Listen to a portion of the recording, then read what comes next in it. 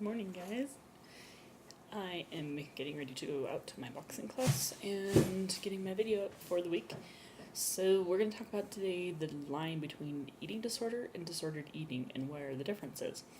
And that can be difficult because our especially, I know American culture, and it's spreading, I think, into a lot of European culture and a lot of other cultures that are now exposed to Western media, but especially American culture.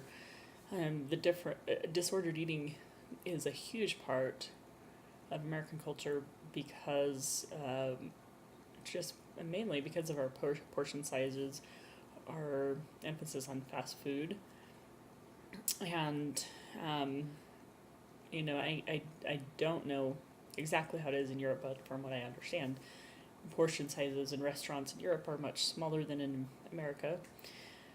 But people in Europe also have disordered eating in other countries,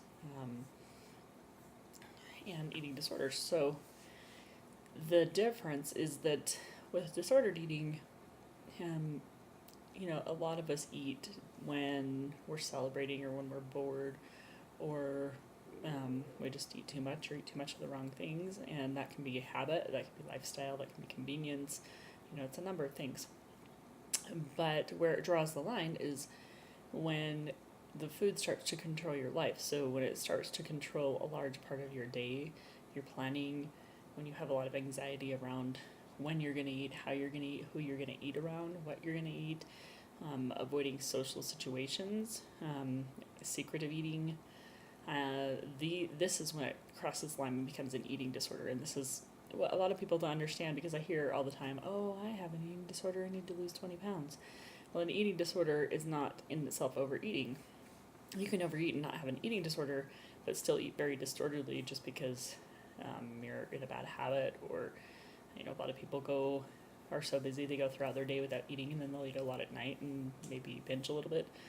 But it doesn't control a large portion of your day. You're not thinking all day about it, or you're not thinking about avoiding food, or a lot of times people who binge eat will secretively eat or hoard food or eat in the middle of the night when nobody's looking, and eat normal amounts of food around people. So, and there's a lot of shame associated with eating.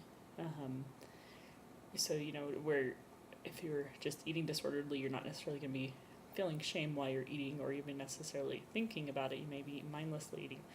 This isn't true with an eating disorder,